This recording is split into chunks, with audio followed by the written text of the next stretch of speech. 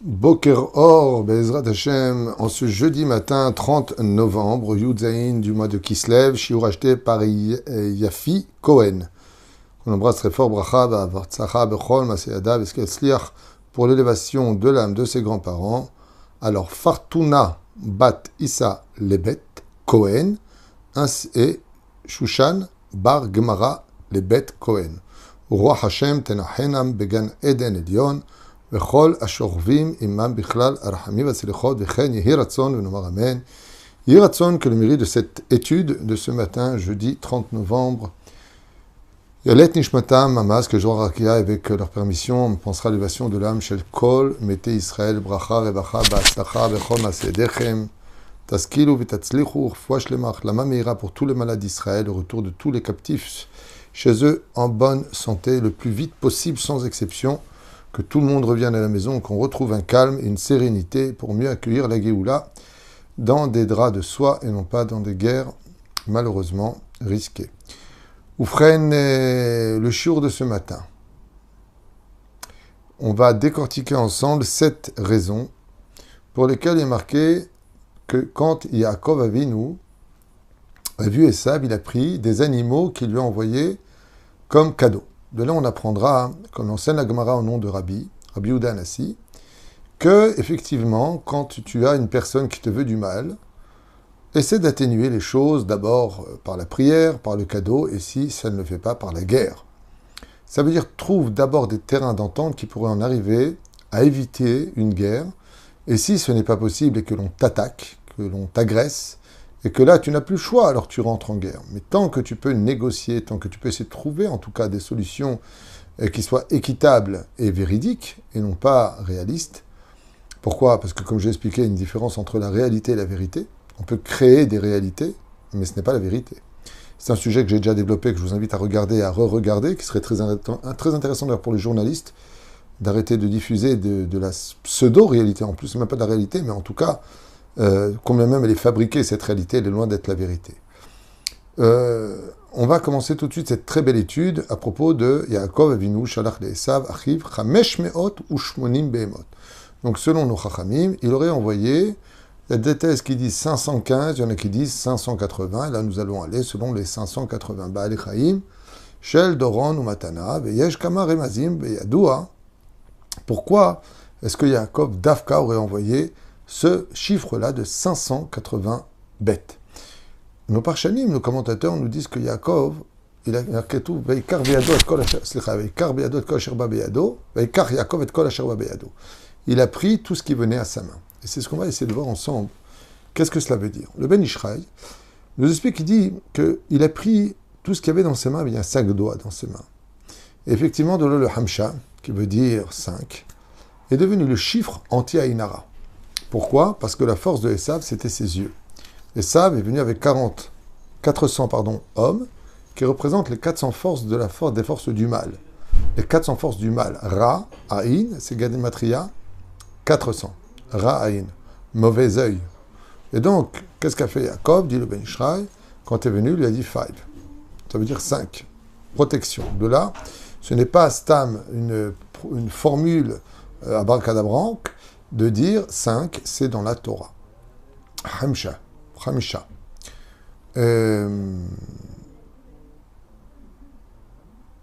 Voyons d'abord le premier commentaire. Shorsho Shelesha Bachizato M Ar Seir. On sait très bien que la racine de Ésaü, donc de l'Occident aujourd'hui, si vous préférez de la descendance de Esav qui est l'Occident, selon la Torah, Yisham Yonek ou Et Kocho Lera. C'est de la montagne de Seir qu'il puisait son énergie du mal.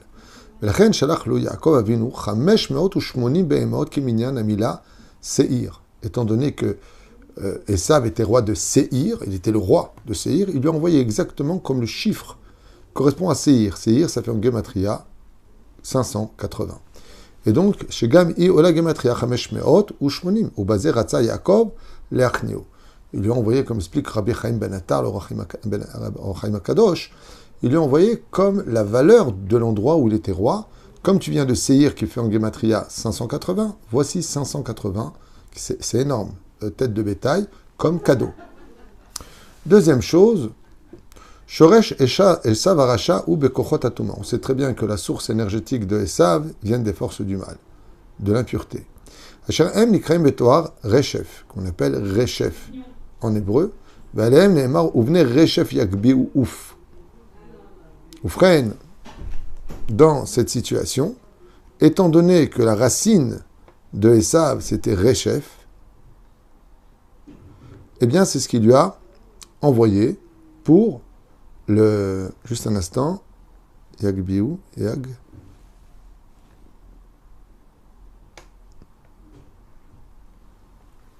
Ok. Umishum kach, shalach Yaakov nu 580 be'emot keminyan reshef. Alors j'essaie de voir qu'est-ce que signifie le mot. Il ne le traduit pas ici pour essayer de vous le donner en français. Donc en tout cas, c'était son identité.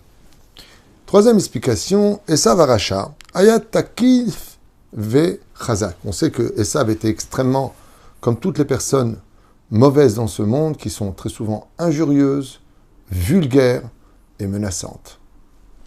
Ça a toujours été la force des animaux. Je vais te faire et je t'attends et je vais te prendre et tu es mort et tu vas voir. Il y en a dans toutes les religions et c'est comme ça, En Malasot, Zachaim. Il y a des gens qui d'abord parlent trop, mais eux, ils ont un problème de personnalité, c'est que comme ils n'ont pas beaucoup de choses à vendre, alors ils sont extrêmement agressifs et insolents sur les réseaux sociaux. Même si, tôt ou tard, peut-être un jour, ils mettront à exécution leurs menaces, s'ils y arrivent. Mais en tout cas, il y a des grandes bouches. Et ça, lui, faisait partie de ces grandes bouches qui sentent mauvais, qui sont dans la mécréance de la société et qui d'ailleurs sont tellement mécréants qu'ils ne sont même pas capables d'obtenir par eux-mêmes, si ce n'est que de voler les autres. Donc automatiquement, ils sont toujours passés pour des victimes alors que ce sont eux les bourreaux. Et il y a beaucoup de délinquance dans ce genre, il y a beaucoup de gens qui sont de grandes bouches comme ça, qui viennent même masquer, on ne les voit pas, parce que ou ils sont moches, ou alors ils ont peur de montrer leur personnalité. Mais en tout cas, quoi qu'il advienne, un des plus grands brigands de cette génération était Esav. Au moins lui, il n'avait pas de problème de se cacher, il se montrait. Donc il dit comme ça, Kochot Betouma, ça on l'a fait. Ah, Esav Aracha, Aya, Taki Bechazak, oui c'est ça. En tout cas lui, Esav Aracha, il faisait partie des gens qui étaient vraiment très forts et en même temps très agressifs. Et Yaakov nous le Shaber, l'Achnia et Kocho, et donc pour pouvoir atténuer cette colère qui était en lui, parce que même, et combien même Esav était très fort, Yaakov était plus fort, comme le dit Srazal, Alken, Shalach, les Esav, il a envoyé 580 behemoth. Le Torah Matanat Doron, comme étant un cadeau. Et Timsa, Shamila, Takaf. Et on voit que le mot qu'il était agressif, eh bien, fait la même gématria que le nombre d'animaux qu'il lui a envoyés. Et pourquoi ? Parce que quand on reçoit un cadeau aussi important et lourd, 580 bêtes, d'abord avant d'attaquer, tu dis merci, et tu regardes aussi les animaux. Tu dis, qu'est-ce qu'il m'a envoyé ? Donc tu t'intéresses. Et quand un cadeau est aussi précieux et c'est aussi cher que 580 bêtes, tu te dis s'il est prêt à donner autant, ce qui veut vraiment la paix. Ubezrat matanot elu ratza Yaakov lishbar takav kocho shel Esav Aracha. Et ce qu'a voulu faire, comme explique le roi Haïm une fois de plus, c'est atténuer la colère et la méchanceté gratuite de Esav Aracha. Pourquoi ? Parce que Esav savait qu'il pouvait peut-être porter préjudice à Yaakov, mais était conscient que Yaakov le tuerait. Le problème qu'on a eu avec ça, c'est qu'il était prisonnier dans les mochines, deux étincelles puissantes étaient encore existantes dans l'âme de Esav, c'est Rabbi Meir, Baal Hanes et Antoninus, comme le précise Rashi sur place. Mais il y a aussi autre chose, c'est que Yaakov savait que s'il tuait son frère, ce serait aussi le jour de sa propre mort, car le jour de la mort de l'un annoncera automatiquement le jour de la mort de l'autre. Vous êtes nés ensemble, vous mourrez ensemble, comme l'avait vu Rivka, leur mère, Beruach HaKodesh. Donc Yaakov, il se dit, ok, moi je peux bien le mettre une tannée, je vais le traîner par terre, je vais le massacrer. Mais le problème qu'il y a, c'est que mon cœur va arrêter de battre aussi, puisque même si je gagne, je perds, et s'il gagne, il perd aussi. Donc c'est un combat qui était quand même perdu d'avance pour Yaakov, et pas pour Esav. Parce que la haine des non-juifs antisémites va tellement loin que s'ils peuvent mourir en nous tuant, ils sont prêts à payer le prix. Tandis que nous, on est prêt à laisser l'autre vivant si on a à vivre. Nous, Am Israël, on prône la vie. Pendant que eux crient à mort les Juifs, nous on dit Am Israël Chai Vekayam. On ne dit pas à mort les autres. Mais enfin bon, encore un autre sujet. Il y a deux forces très particulièrement fortes dans les mondes du mal. Indiqué mes chers Samech Mem et Lydie.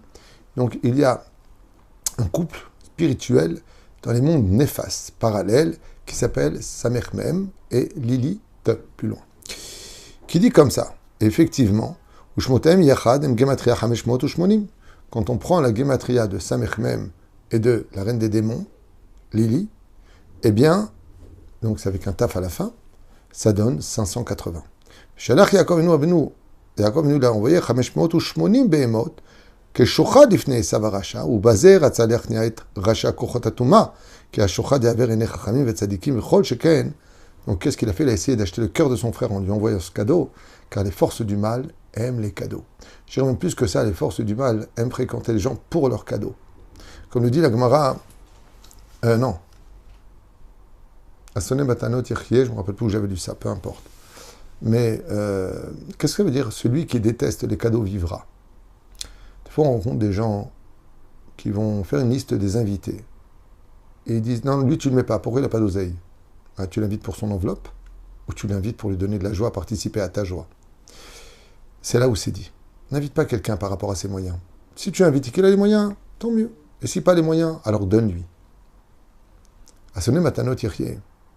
Il y a des gens qui fréquentent les gens que pour ce qu'ils peuvent leur apporter et non pas pour leur donner. Et étant donné que Yaakov venait rencontrer les deux anges maléfiques qui accompagnaient Esav, qui étaient le Satan lui-même et Eliélité, dont les Gematria ensemble font Samech Mem plus Eliélité, eh bien ça faisait que 580. Et eux, ils adorent les cadeaux. Donc pour atténuer les forces du mal, il lui fait un cadeau. Top. Esav Aracha, Ayam etame et piv bemlachot asurim. On sait que Esav avait une bouche plus sale que tout le reste de son corps. Obekar, Aya yonek et kocho amiklipot isur. Et qu'est-ce qu'il faisait? Non seulement sa bouche était remplie de malédictions, de vulgarité, mais malgré l'effet des interdits, il mangeait non seulement pas cachère, mais en plus mélangeait le lait et la viande. Le kochotomaze nikra betoar pe pag amelech. Pat pag amelech. Celui qui mélange le lait et la viande et qui le met dans sa bouche rentre en lui une impureté extrêmement puissante. Asher mesaprim misparam ole gematria 500 ou shmonim. Quand on fait la gematria du lait et de la viande, quand il se mélange et que tu le mets dans ta bouche, ça devient pat pag amelech. Effectivement, pat qui veut dire le pain, pag qui est venu trop tôt, amelech dans le roi, ça fait gematria 580. Va'alkan shalach Yaakov avinu la'asot 580 be'emot pour les balbel, la force de Esav, pour pouvoir atténuer ces 580 forces de l'impureté qui étaient dans sa bouche. D'ailleurs, c'est bizarre parce que on a vu avec Noach que jusqu'à Noach, on ne mangeait pas de viande. On était tous herbivores. Et depuis Noach, on a commencé à manger de la viande réellement. Même si la Gemara dans Sanhedrin nous dit qu'Adam Rishon, dans le Gan Eden, il mangeait de la viande. Mais ce n'est pas de la vraie viande. Ce n'est pas de la viande dont on parle, c'est la Torah. La viande et le vin, la Torah dévoilée, la Torah cachée, c'est ça dont on parle dans la Gemara. Mais à partir de Yaakov, de Noach, Ramim disent pourquoi on mangeait de la viande pour atténuer les forces du mal qui sont en nous. Quelqu'un qui est très agressif, quelqu'un qui des fois a du mal à se contrôler, bien, manger de la viande va atténuer chez lui cette agressivité, puisqu'il a besoin de verser le sang en fin de compte. Il va manger de la viande rouge ou de la viande normale, peu importe, de poulet, et ça va atténuer son agressivité bifnim. Sixième explication,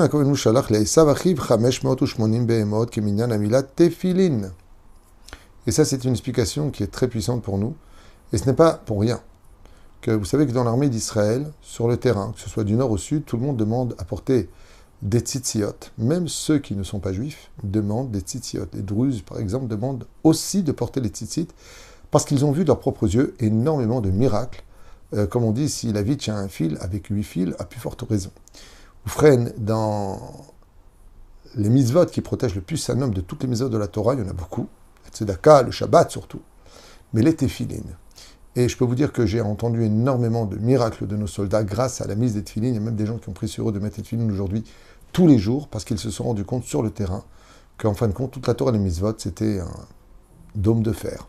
Vraiment quelque chose de génial qui nous protégeait. Alors c'est sûr que des fois, il y en a qui meurent. Mais il y a tellement plus de miracles que de gens qui meurent qu'il faut plutôt regarder ce côté-là.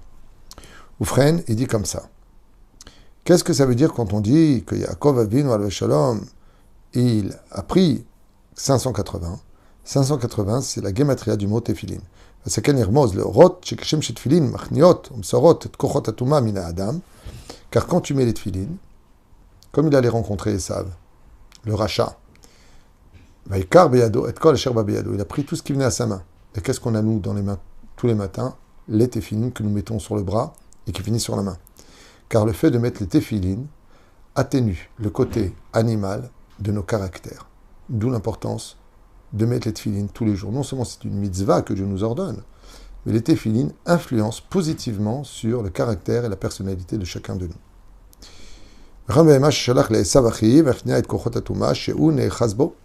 Et c'est pour ça qu'une fois qu'il a mis cette tefillin, seulement après il lui a envoyé des animaux pour pouvoir atténuer la colère de Esav. Donc grande ségoula, Bezrat Hashem, de mettre cette tefillin si on veut arranger aussi ce midot. Et d'où l'importance, comme disent Rabotenu, que quand tu mets tes tefillin, surtout ceux de Rabbi Noutam après, pour ceux qui sont mariés, d'étudier la Torah avec les tefillin. Car les tefillin sont signes de royauté, de propreté. On ne peut pas parler de choses vaines pendant qu'on a des tefillin, on ne peut pas, bichlal, voilà, il y a plein de lois qui interviennent dans ce domaine. Les tefillin sont capables d'atténuer les forces du mal. Septième et dernière explication de nos Chachamim. Donc j'espère que cette étude vous parle, même si c'est peut-être un peu long, on se demande où est-ce qu'on va en venir. Bien, vous voyez, on apprend des choses qui donnent envie peut-être de mieux faire. Bezrat Hashem, les mitzvot. Lachar pgishat Yaakov im Esav, nasa Yaakov lemakom shenikra Sukkot. On sait qu'après ce rendez-vous avec Esav, Yaakov a voyagé à Sukkot, le remez le Chag Sukkot, qui fait une allusion à la fête de Sukkot.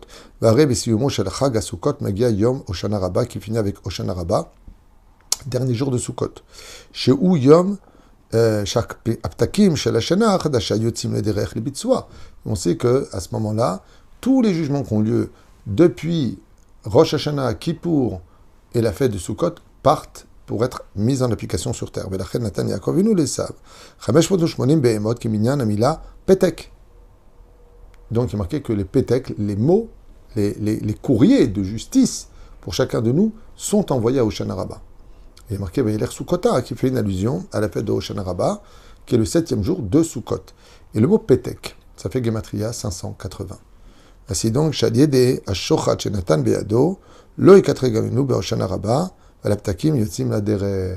Et regardez bien cette ségoula, grâce aux 580 animaux qu'il a envoyés à Esav, qui représentent les forces du mal dans le monde d'en haut, à Hoshana Rabbah, grâce à ce présent qu'il a accepté, eh bien les forces du mal n'auront pas le droit de décréter des choses terribles contre nous. Et vous savez ce que ça me rappelle? Ça me rappelle le 7 octobre.